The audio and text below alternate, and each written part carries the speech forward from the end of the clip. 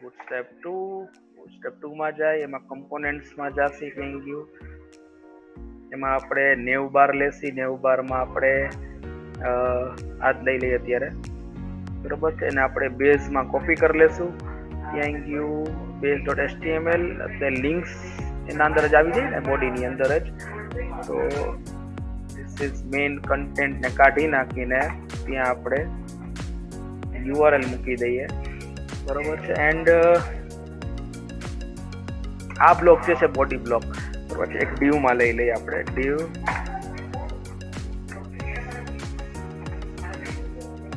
બરોબર છે div શું કરે બ્રેક કન્ટેન્ટ ને સેપરેટ કરી નાખે ને અને અહીંયા છે ને આપણે લિંક્સ ના નામ મૂકી દઈએ બરોબર છે તો રિલેટિવ URL એટલે કે શું જે આપણે ફંક્શન બનાવ્યા ને એના જ આપણે અહીંયા કોલ કરી શકીએ બીજો કઈ મેજર ડિફરન્સ નથી બટ એના નેમ ના ઇન્ડેક્સ ઉપરથી આપણે URL ને રેફરન્સ કરી શકીએ છીએ ડાયરેક્ટલી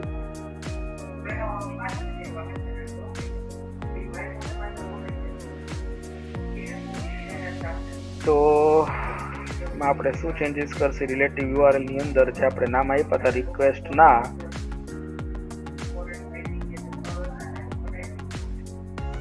આપણે ચેન્જીસ કરવા જશે એક ટેમ્પલેટ ટેગિંગ એડ કરી દેશું ટેમ્પલેટ ટેગિંગ ન કરી તો પણ ચાલે છે હું ડાયરેક્ટલી છે ને એમને ઇમ્પ્લિમેન્ટ કરવાની ટ્રાય કરું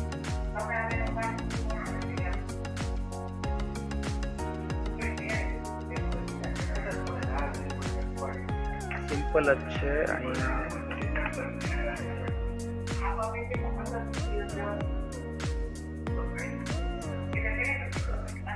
URL લખી નહીં આવે તો આપણે કાઢી નાખ્યું છે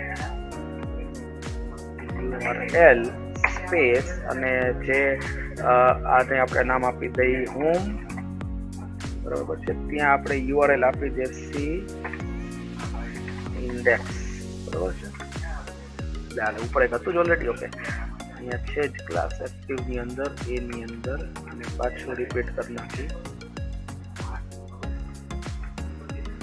this is URL relative URL setup બીજું કઈ નથી કરવાનું અને અહીંયા આપણે કરી નાખી about નું પેજ અહીં લખી નાખી about બરોબર છે અને અહીંયા આપણે લખી નાખી contact us આ કદાચ મેં તમને ત્યારે કીધું હતું કે બહુ મેજર વસ્તુ નથી બરોબર છે ખાલી URL નું સેટઅપ આપણે ઓલરેડી કરેલું છે ને એટલે આ હેલું થઈ ગયું આપણા માટે સોરી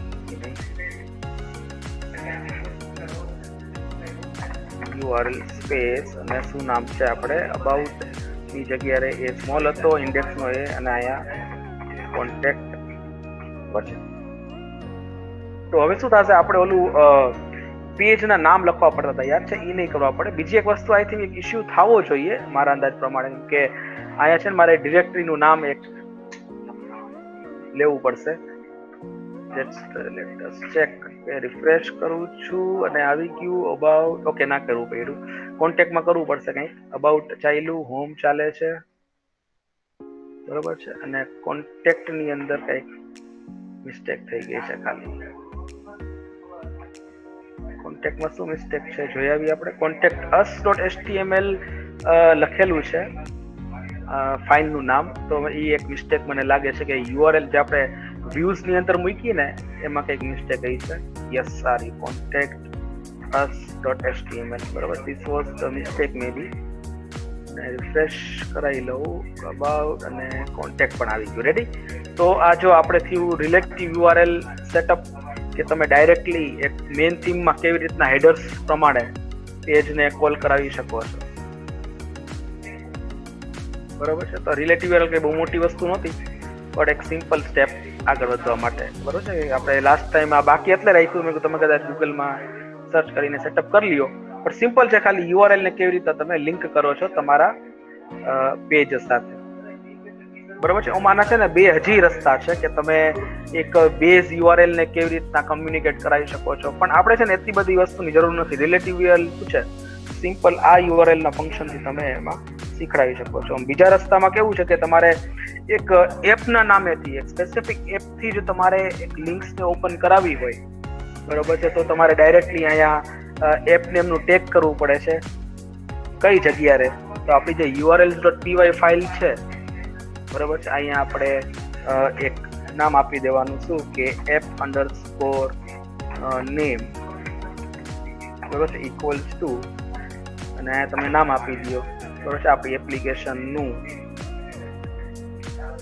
બરોબર જો અત્યારે આ શું થયું કે એપ નેમ લખીને સ્પેસ આપીને તો ઈ નેમ અપાઈ ગયું ભૂલેથી બરોબર છે. તો અહીંયા આપણે ચેન્જ કરીને લખી નાખીશું માય સાઇટ બરોબર છે. તો આ આપણું કોડ માય સાઇટ નામનું શું થઈ ગયું કે એક એપ્લિકેશનનું નામ આપણે એડ કરી દીધું. આપણને એ ખબર છે કે હાયરાર્કી કેવી હોય પાયથોનની, કે તમે પાયથોનની ફાઇલ તો બધી એક્ઝિક્યુટ થવાની જ છે, અને આ જે url.py છે એ કેની છે, આ માય સાઇટની જ છે બરોબર ને.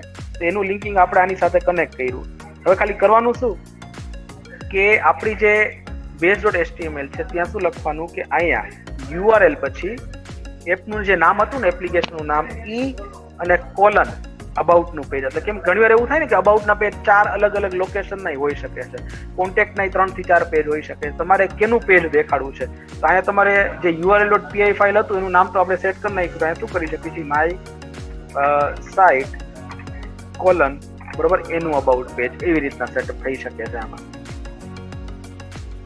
બરોબર છે. એવું કંઈક આમાં ફંક્શનાલિટી હોય છે, અને એ જ વસ્તુ આપણે અહીંયા કરવાની છે આવી રીતના. એટલે શું આ જે હેડર છે ને મેઇન હેડર, એ આ જ પેજ આ જ એલિમેન્ટના સેક્શનને કોલ કરશે. સમજાણું તમને કે તમે આપણે શું કર્યું પાર્ટ નાખ્યા. વાત થઈ હતી કે માય સાઇટ જેવા તમે અલગ મોડ્યુલ્સ બનાવી શકો છો. તો આપણે ભલે અત્યારે એક જ હતું તો ડાયરેક્ટલી કરી તો ચાલે, પણ અહીંયા શું થઈ ગયું પાર્ટ્સ પડી ગયા કે હવે આ જે અબાઉટ જે છે એ કેનું છે માય સાઇટ વાળાનું છે બરોબર છે. એવી રીતના આપણે પાર્ટ પડી ગયા. URL આનું આપણે એઝ ઇટ ઇઝ રાખીએ, આના અલગ રાખીએ. ચેક કરી લઈએ એકવાર, રિફ્રેશ કરી તો કંઈક એરર આવી. હોમમાં એરર આવવા માંડી, અબાઉટમાં નથી, અબાઉટમાં આવો નો reverse match my site about. શું મિસ્ટેક થઈ ગઈ?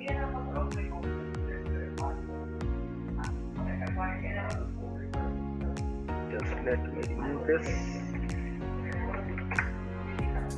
નહીં બરોબર તો હતું.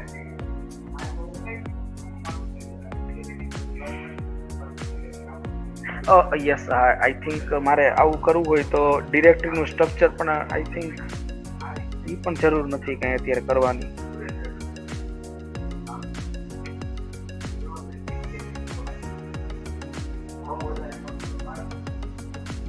ડાયરેક્ટલી વર્ક કરે છે, કેમ આ વર્ક નથી કરતું?